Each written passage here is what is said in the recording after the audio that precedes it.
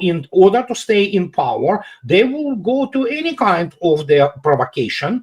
So, and Russians understand that it might go out of control. So the idea, strategic idea is that's what is happening right now. For Putin, he works with Trump to isolate United States from Europe in the sense that militarily, and this is happening. It is already happening. United States is not providing. That's why Kellogg is, so desperate. The stream of the U.S. supplies is very, narrowed from the river to a creek, really. And and it's going to get even worse than that. And if those Europeans, and many of them are already, because they're morons, none of them, the European elites are militarily incompetent, they're geopolitically incompetent.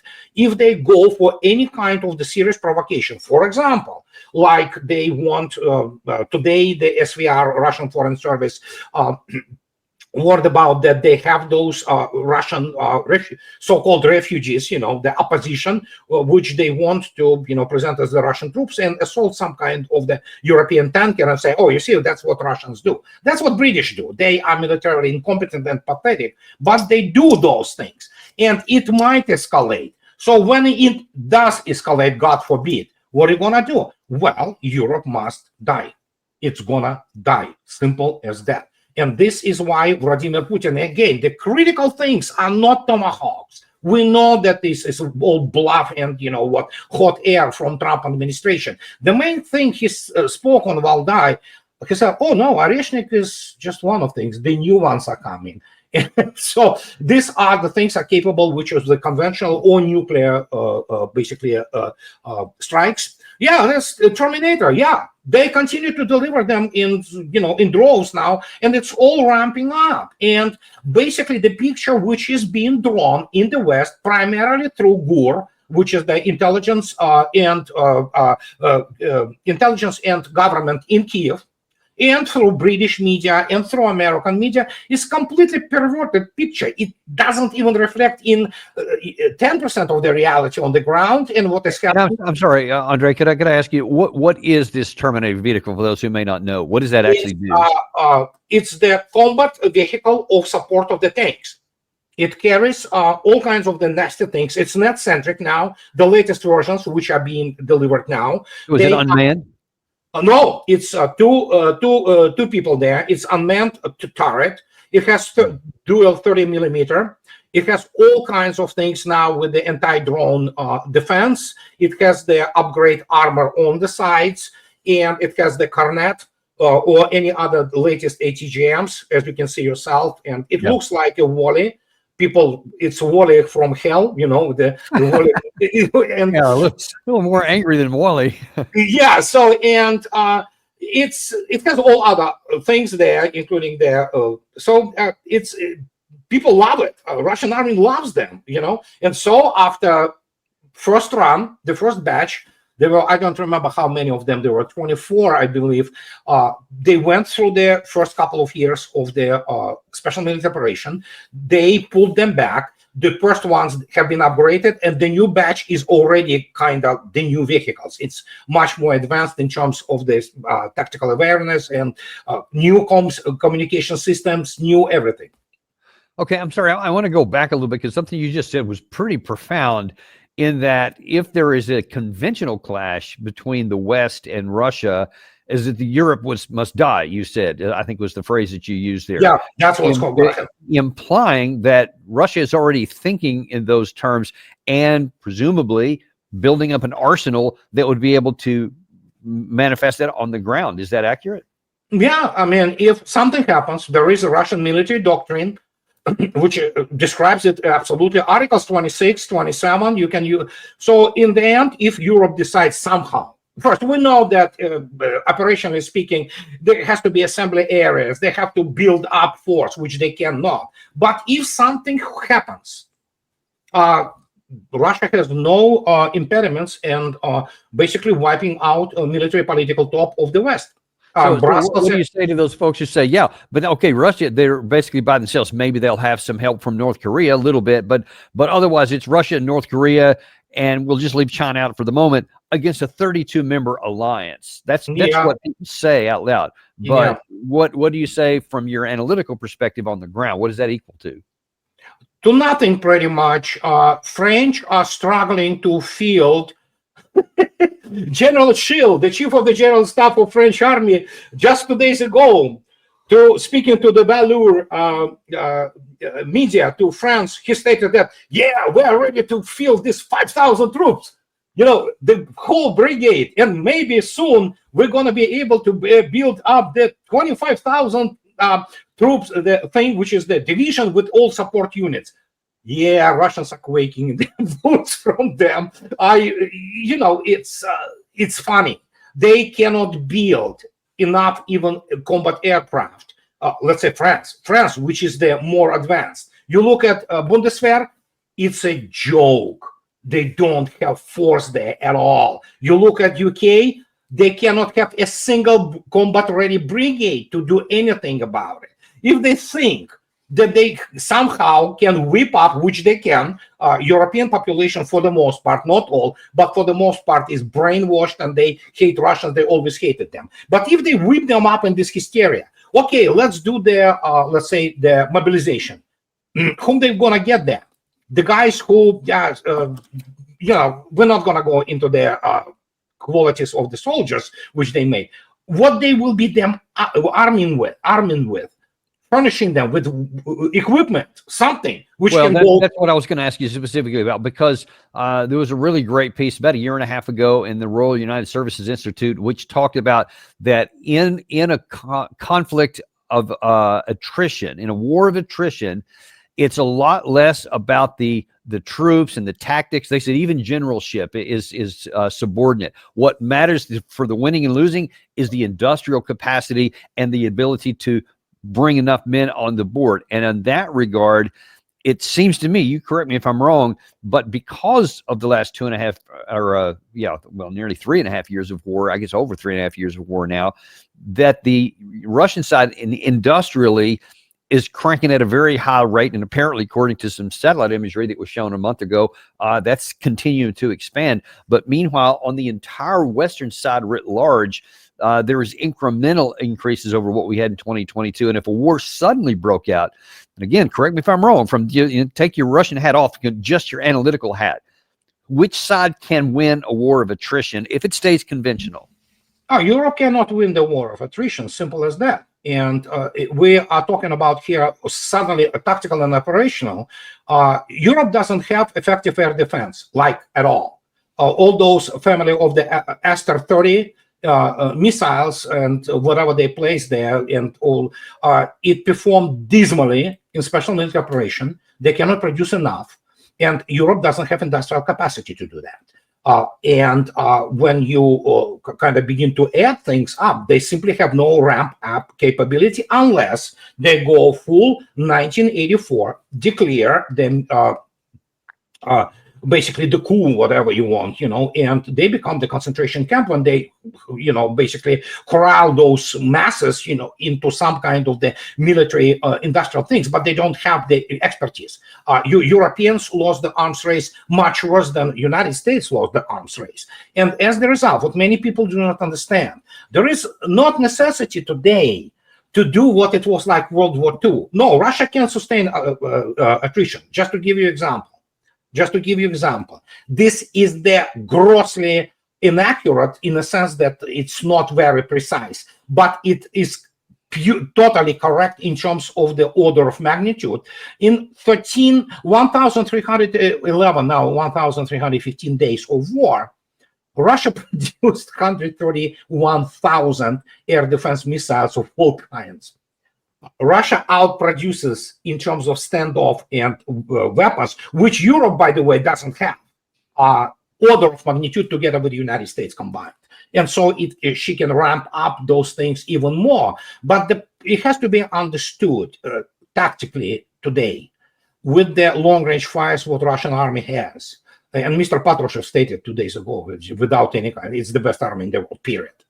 And I agree with him, not because I'm Russian, but because they cannot destroy Russian military political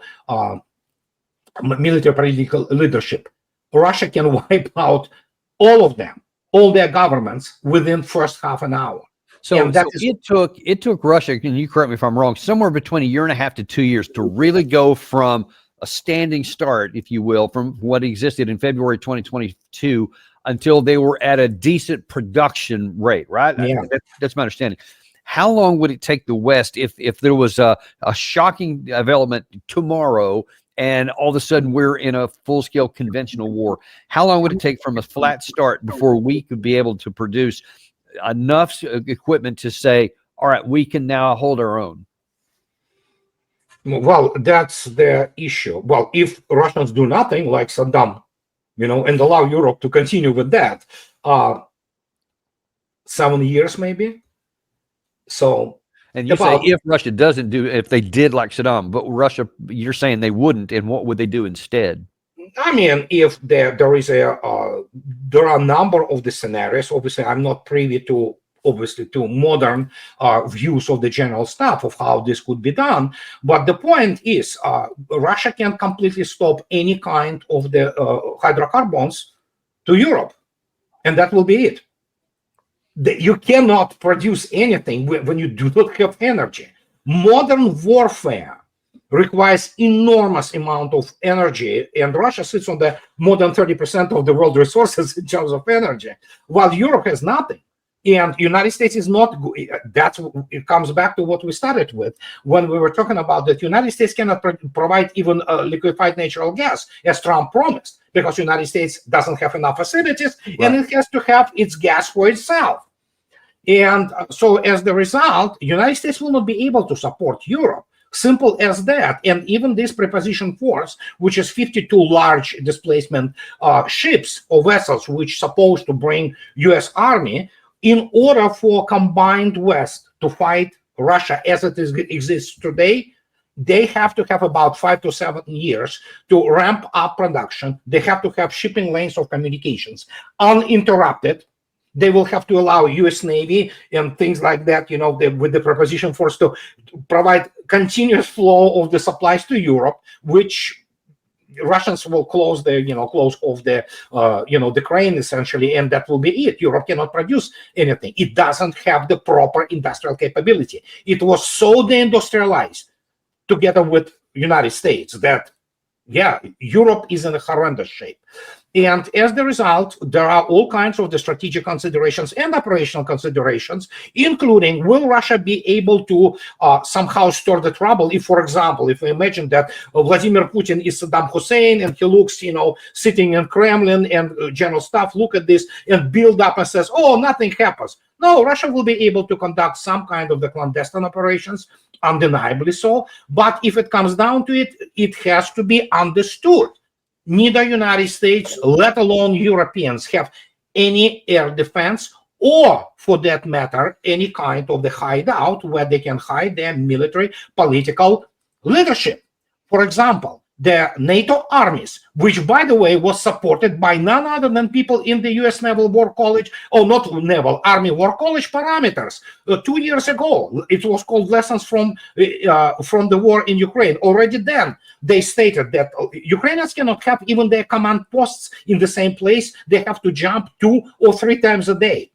And they said the implications, how do you command and control this NATO force when you have to have the command post, you have to have headquarters, which are serious installation and which emits in the electromagnetic spectrum constantly, because otherwise what, you going to use semaphore or something like that? Well, guess what? It's target immediately. Targeting it's detected, targeting immediately developed, and then Mr. Areshnik or Mr. Iskander flies in, and that's it. And you lose what? Command and control of division. You lose command and control of corps. So what you have to do? You have to do it somehow. Being mobile, it's impossible. You can do mobile battalion or regiment type of the command post, which is mobile. You stick them into those vehicles. What are you gonna do when it's division? What are you gonna do when it's corps? You have to dig in. You have to sit in the operational rear, which before that was safe. It's not safe anymore. There is no safe zones, period. There's no strategic safe zones. And that's the whole thing. Yeah.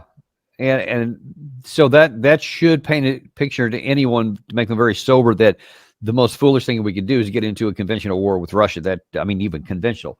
But the question is, and the biggest fear for mankind, not any one country, Yeah.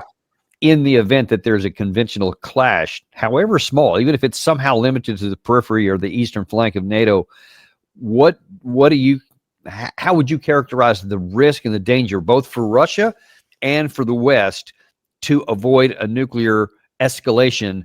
And what would you put that percentage at, regardless of who might start it?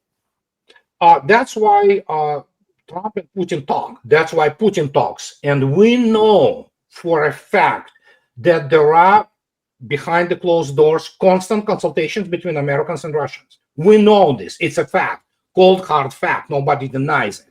There is constant back and forth. And I believe I even made a video about it. Considering that Trump is a very impressionable man, to put it politely, Russia offered United States a lot. It has happened months ago when Putin stated that we have so much in common. We have common border.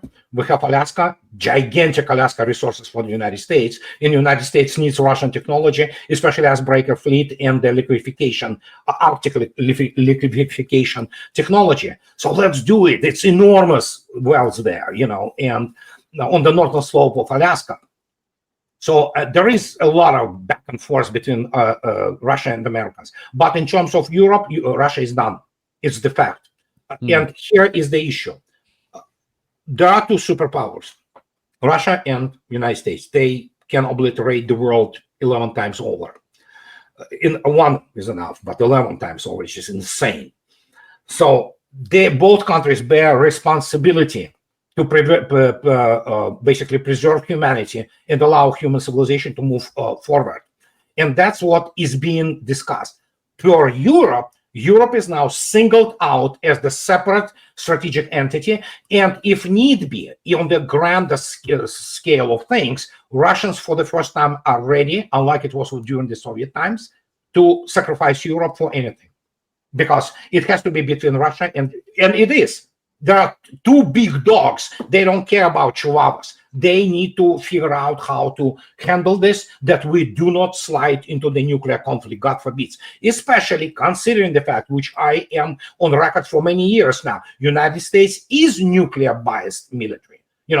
We had all this situation with MacArthur. We remember during Korean War, he wanted the nuclear warheads, bombs. We had in Vietnam when there were a lot of calls to use the nuclear weapons. So Russians understand this. They can defeat militarily United States or NATO combined, but the escalation will start immediately to the nuclear threshold.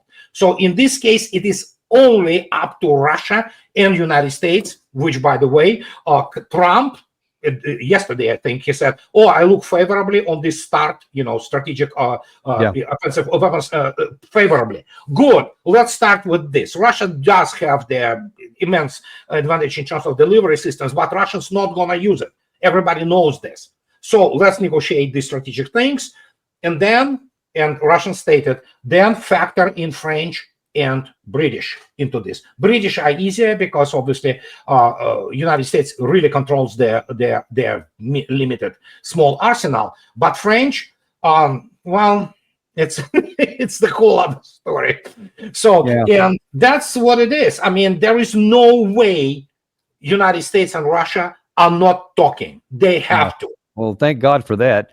I hope it never even gets to that point. But the last question I got for you, reverting back to the conventional phase for a moment, because kind of as I see things, and obviously I pay a lot of attention to this on a daily basis, I get the feeling that we are sliding dangerously close to like sleepwalking into a war, just like we did in World War I. Different reasons, but the similar mentality is going on. And I fear that we are sliding into that possibility. What do you think? What is if you had to give a number percentage-wise, what do you think the chances are that this war will eventually escalate into Russia-West conventional clash? I won't put it very high, but it's not insignificant. Let's put it this way. It's non-trivial, obviously. And again, If it happens, God forbid, it's going to be primarily, I think, that's what is the idea. And fact is, there are a number of the American people in DC who think it's going to be okay that United States kind of stays away and Russia finishes off Europe. And that could happen. But again, what is the percentage? The 30, 35%. It's not very high, but it's not trivial either. So I can see where, like, if an unexpected war were to break out in the near term, that Russia, whether it's Oreshniks or the hypersonics, the Guarantees and whatever, their whole host of these things, that they could cause profound damage. But I mean, even Russia would have to mobilize several million people, 4 or 5 million, I would imagine. How long would that take? 2.5 million reserves are immediately ready. It's very fast, within a month. Oh, wow. Because don't forget, it was also rotational. There are many people who are literally so it's immediate strategic reserve, mobilization reserve. The rest of it, I think, it's as usual, half a year, but it will be over before that in terms of. So, and I'm sorry, let me ask a different question here, because I think that this is a very, very important thing to assess. As of now, it occurs to me that Russia primarily wants to win the special military operation, achieve their objectives, and end the war, whether negotiation or whether taking it on the battlefield, and then bring peace to the entire European continent. That's what I perceive as the preference. No, of course, yeah, that's absolutely correct. Accurate? Yeah.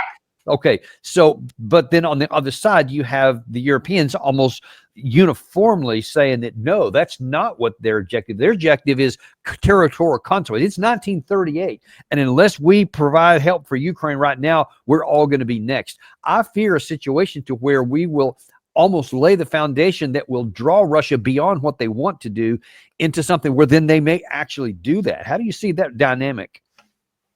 I do not believe this to be true, because we have to understand the veracity. Which part you don't seem to be true? I mean, there is obviously always possibility that something happens which losing control. But as we already stated about Europe, in order for you to do something, you have to have the capability. You have to have forces and means. Europe simply doesn't have any, and it doesn't have industrial capacity to do this. And here is the issue, which is very, very interesting. Jeffrey Sachs, who knows Macron personally, he was on the record. In fact, I'm not sure, was he on Judge Knapp or on your show? Jeffrey Sachs, when he talked to Macron, Macron admitted to him that, it was NATO expansion which triggered all that. So they do understand that. This was a very important private admission, which Jeffrey Sachs actually, brought to our attention. That means are they shaking? Yes, they are shaking from fear. Medvedev is absolutely correct. While they're continuing to push, produce this hot air, Europe simply has no capability to do anything about it in terms of, let's start the war. With what? That's the most important question. What do you have to start the war with, especially as after the combat and operational and strategic experiences of the special military operation? They simply have nothing to. Now, I know this question may be impossible for you to ask. You'll have to really speculate a lot. But let's say that the unimaginable did happen, and that there was a conventional clash through whatever means. What would, if we know what Russia would have to accomplish the special military operation, because they've defined that in very clear terms, what would they have to define a success in a conventional against the West? Would it be going to Paris? Would it be, pushing out to the end of? Well, I mean, if the West went to war, how far would Russia go to call it a success? Wipe out the military political leadership of the West. Simple as that. Brussels will. That's not very simple, though. That's pretty substantial. No. I mean, it's substantial, but the point is, everybody knows where those bunkers are. Everybody knows where the headquarters of NATO are. Everybody knows what 10 Downing Street is. Everybody knows where Elysee Palace is. Everybody knows it's all there. Fixed targets. Everybody knows where the bunkers are. There is nothing which can stop things like Oreshnik or Zircon. Simple as that. And the moment it starts, there will be the complete destruction of the command and control on the highest, starting from the highest political level. Simple as that. Because in fact, this again, if you read attentively Russian military doctrine, Article 26 and 27, it states very clearly: if there is a danger for the existence of the Russian state, Russia reserves the right to use nuclear weapons.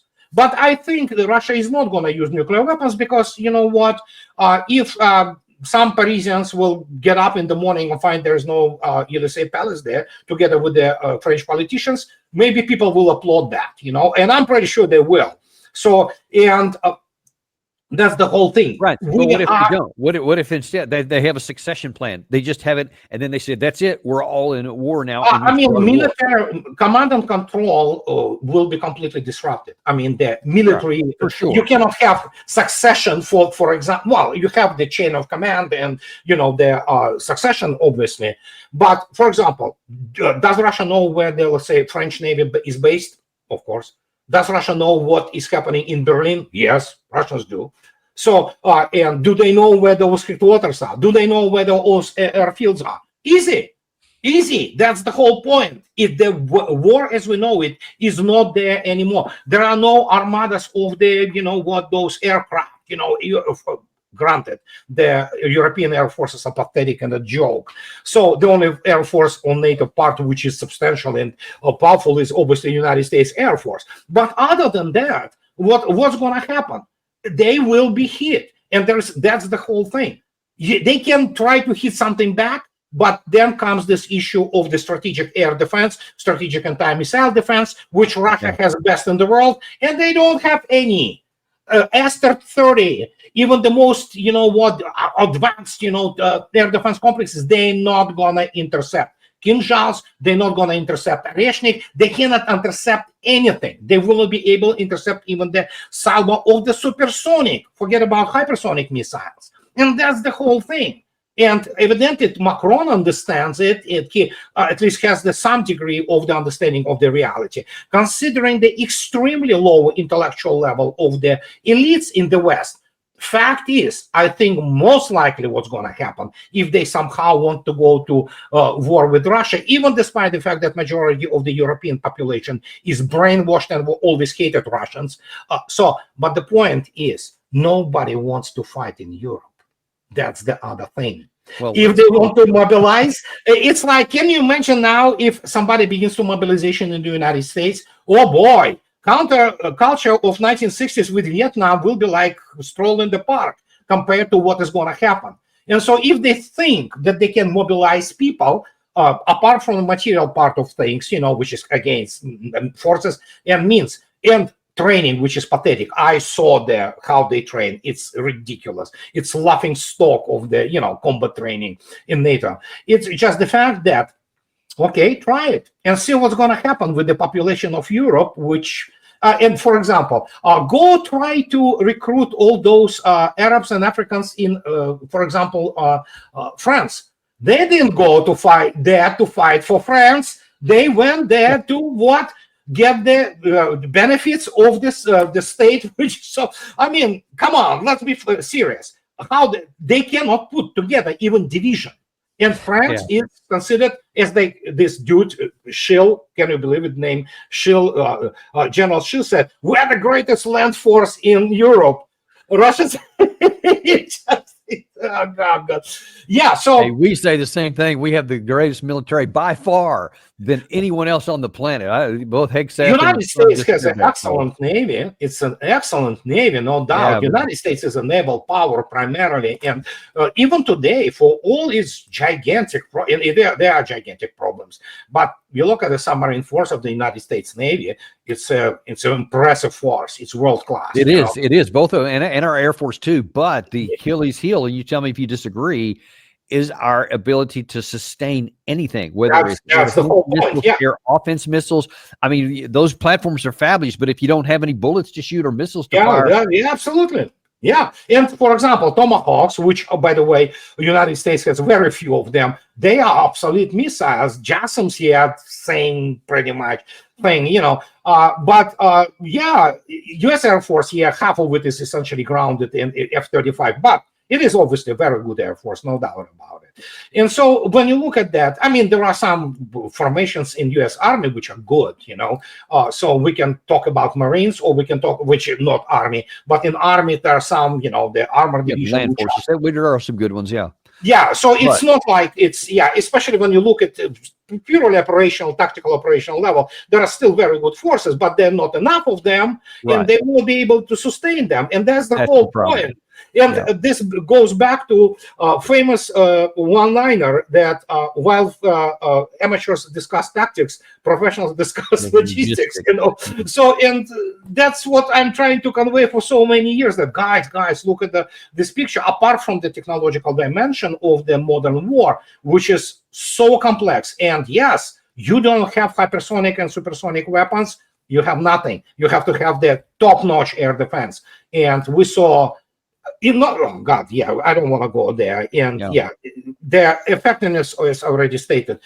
Combat effectiveness of the whatever remains in terms of around Kiev primarily of the not Ukrainian, it's NATO air defense. There's nothing. So it's hovering between 10 and 12%. That's what it is. Right. Against even the 5 it was, but well, listen, I really appreciate this. I know we went long today, and I just kept on dragging your questions out, but really appreciate this. This has been a pretty frank discussion, and something that every opinion leader and especially political leader in the United States and the West needs to watch this show, because they need to understand the core hard facts about what goes into making war and where we are in that calculation. And that needs to then inform our policies, and then everybody can live a lot better, I think, if they listen to that. So you have provided such clarity on that, and I'm really appreciative. Thank you very much. It's my pleasure, Danny.